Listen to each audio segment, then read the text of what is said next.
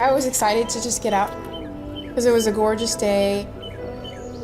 I just had a baby, so I don't feel tip-top in shape or anything. Something's not right. Something isn't right. It came without warning. 29-year-old Tiffany Aiken was on an afternoon walk when she collapsed. Her husband, John, didn't know what was going on. 911, where's the emergency? Tiffany! Lock 83, 25 Genesis Court, 25 Genesis Court, crushes the Lawrence Wilson Street, up all the way to 5. Tiffany! Tiffany!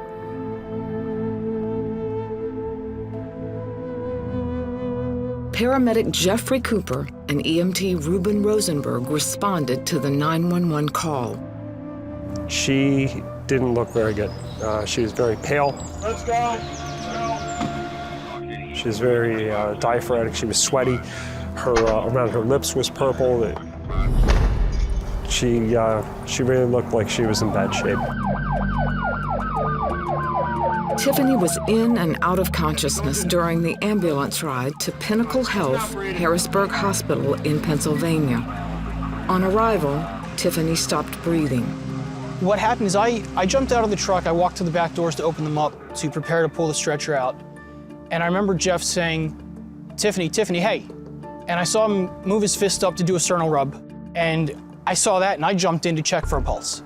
Because my first thought is, let's make sure she's got a heartbeat. Tiffany started breathing again. The emergency room staff quickly got to work. The minute Tiffany's husband, John, got to the ER, the staff told him her blood pressure was bottoming out, and they didn't know why. I walk back, and there's at least 15 to 20 nurses, doctors surrounding her bed. And at this point, they already had her intubated. They had the breathing tube in. They had IVs in both arms and both legs. And she doesn't look good. John sat nearby and watched and prayed as the team worked to keep his wife alive. She was clenched on the breathing tube, and she was fighting for her life. And that's when I began to have this hope rise up within me to say, okay, we're gonna fight. You know, we're gonna continue to believe and fight whatever this thing is. Finally, the doctor discovered the problem, a blood clot. They gave Tiffany medication to break it up. Cardiac surgeon Mubashir Mumtaz was called to the ER. He ordered a CAT scan to confirm the diagnosis and found 2 large clots blocking both lungs. As life support kept Tiffany alive, her blood pressure continued to drop. Dr. Mumtaz felt Tiffany needed surgery right away, but the medication she had been given would make it very risky. Obviously, a lot of things were going through my mind at that time. Do you want to live with the regret of not doing something on a young person and her not making it, versus at least making an effort to save her despite what the risks are at that time? So in many ways, her blood pressure going down again after the CAT scan made the decision for me that I have to give her a chance. Dr. Mumtaz told John if the blood clots weren't removed, Tiffany would die. He also told him there was no guarantee either that she would survive surgery. John took one more opportunity to pray for his wife, and then watched as the surgical team wheeled her into the OR.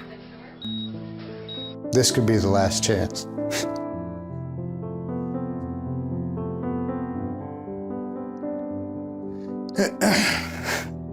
It's not enough time.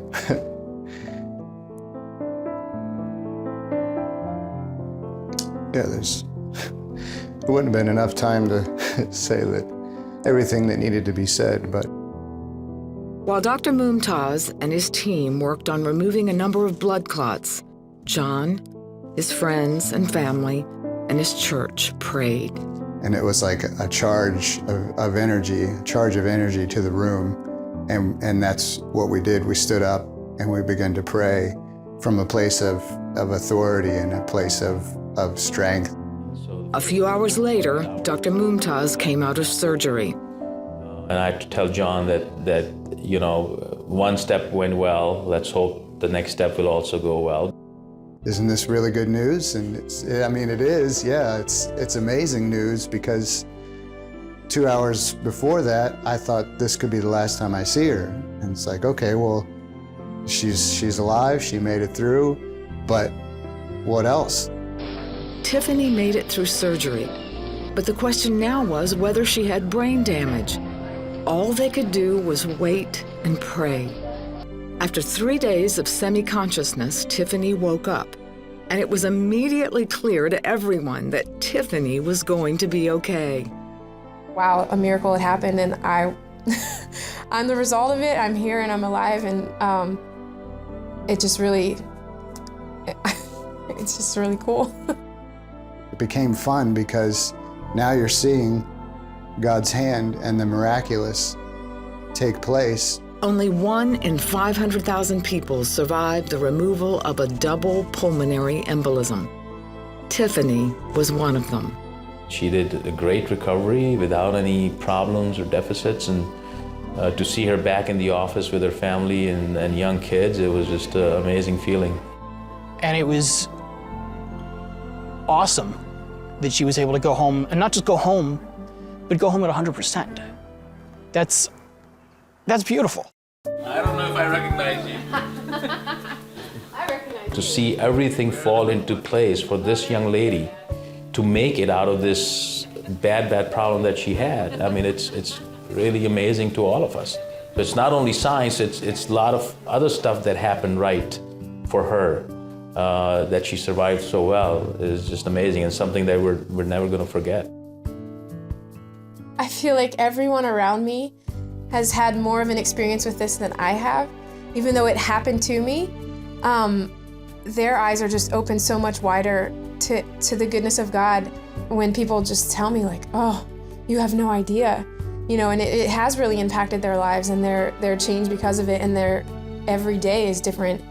I could have never imagined that something this potentially devastating could have had such an amazing outcome.